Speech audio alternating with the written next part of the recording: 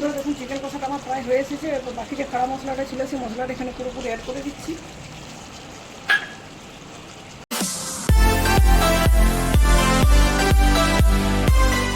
নমস্কার বন্ধুরা, আমার চ্যানেলে আপনাদের সবাইকে স্বাগত জানাই। অনেকদিন চিকেন রান্না করা হয়নি, আজকে বৃষ্টি বাদলার আবহাওয়া চলছে, তাই ভাবলাম চিকেন রান্না করি আর চিকেন কষা বানাবো। এই জন্য এখানে 600 গ্রাম চিকেন আগে থেকে লবণ হলুদ মাখিয়ে রেখে দিয়েছিলাম। আর এখানে নিয়েছি আদা, গ্রেট করা আদা 1 ইঞ্চির মতো আদা, 1 বিট রসুন কুচি করে নিয়েছি, 4টে মিডিয়াম সাইজের পেঁয়াজ কুচানো আছে, 2টো টমেটো সাইজ করে কেটে নিয়েছি, আর আদা বাটা আছে। আর এখানে আছে গোটা জিরে, গোটা ধনে, গোটা গরম মশলা, তার সাথে গোলমরিচ, জায়ফল সবগুলো একসাথে ড্রাই রোস্ট করে গুঁড়ো করে নিয়েছি। তার সাথে আছে 3-4টে শুকনো লঙ্কা গুঁড়ো। এরপর এখানে যে পেঁয়াজটা আছে, পেঁয়াজটা আমি মাংসের সাথে নিয়ে নিচ্ছি, তাতে টমেটোটাও মাংসের সাথে খুব ভালোভাবে মিক্স করে নিচ্ছি। আর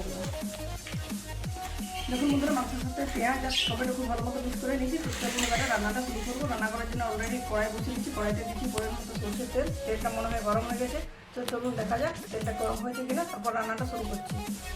তেলটা যেহেতু আগে থেকে বসিয়েছিলাম, তেলটা গরম হয়ে গেছে। গরম তেলে দিয়ে দিচ্ছি 2টো তেজপাতা আর কুচিয়ে রাখা রসুনগুলোতে খুব ভালো মতো লাল করে ভেজে নিচ্ছি।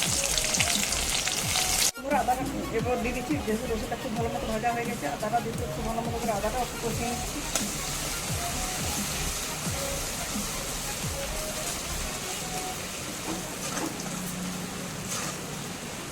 আদাটা খুব ভালো মতো কষানো হয়ে গেছে, এবার মাংসটা এখানে দিয়ে দিচ্ছি।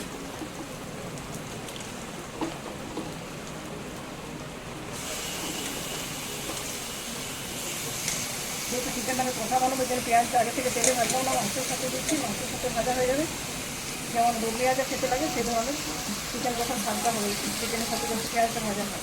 বন্ধুরা 4-5 মিনিট ধরে চিকেনটা অনেকটাই কষিয়ে নিয়েছি। পুরোপুরি কষানো হয়নি, কিন্তু প্রায় 70% মতো কষানো হয়ে গেছে। পেঁয়াজটা অনেকটা সিদ্ধ হয়ে গেছে, একটু জল কাটছে, এই জলটা আরও যাতে শুকিয়ে যায় সেজন্য আরও 4-5 মিনিট ঢাকা চাপা দিয়ে চিকেনটা কষিয়ে নিচ্ছি। এবার বন্ধুরা চিকেনটা খুব ভালো মতো কষানো হয়ে গেছে, চিকেন থেকে তেল ছেড়ে দিয়েছে। এই পর্যায়ে আমি 2 চামচ ফেটানো টক দই অ্যাড করছি। এটা অপশনাল, আপনি চাইতে দিতেও পারেন, নাও দিতে পারেন। আমার দই দিয়ে চিকেন খেতে খুব ভালো লাগে, জন্য চিকেন কষাতে একটু দই অ্যাড করলাম।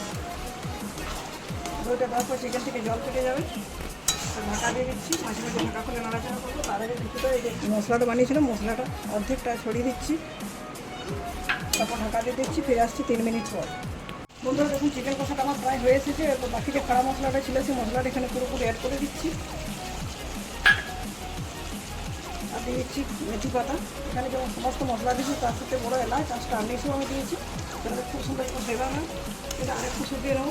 সব শেষে স্বাদের ব্যালেন্সের জন্য আমি এখানে দিয়ে দেবো 1 চামচের মতো চিনি। বন্ধুরা আমার অলমোস্ট চিকেন কষা রেডি হয়ে গেছে। রান্না থেকে যে সুন্দর তেল ছেড়ে দিয়েছে। এরপর স্বাদের ব্যালেন্সের জন্য চিনিটা দিচ্ছি। চিনিটা দেওয়ার পর ভালো মতো মিক্স করে নিচ্ছি। গ্যাসের ফ্লেমটা অফ করে দিচ্ছি। আমার চিকেন কষা রেডি হয়ে গেছে। এটা 5 মিনিটের মতো স্ট্যান্ডিং পজিশনে রাখছি, তারপর সার্ভ করবো। দেখুন বন্ধুরা 5 মিনিট চিকেন কষাটাকে স্ট্যান্ডিং পজিশনে রেখে দিয়েছিলাম। আমাদের একটা সার্ভিং বলে তুলে নিচ্ছি। এরপর আপনি ভাত, রুটি, লুচি, পরোটা, রাইস, নান যে কোনো সাথে খেতে পারেন। সব কিছুর সাথে খেতে দুর্দান্ত লাগবে। এমনিতেই ব্রয়লার মুরগির ঝোল খেতে ভালো লাগে না, এই ধরনের কষা চিকেন বানিয়ে খাবেন, খেয়ে এবং খাইয়ে আনন্দ পাবেন। আশা করছি বন্ধুরা আমার আজকের রেসিপিটি আপনাদের খুবই ভালো লাগবে। যদি ভিডিওটি ভালো লাগে লাইক শেয়ার করবেন, এবং চ্যানেলে যদি নতুন বন্ধু হয়ে থাকেন, চ্যানেলটি এখনো সাবস্ক্রাইব করে না থাকেন, অবশ্যই চ্যানেলটি সাবস্ক্রাইব করে পাশে থাকা বেল বাটন অন করে দেবেন। বন্ধুরা আজকের মতো এ পর্যন্ত। পরের দিন দেখা হবে নতুন কোনো রেসিপির সাথে, নতুনভাবে। ধন্যবাদ।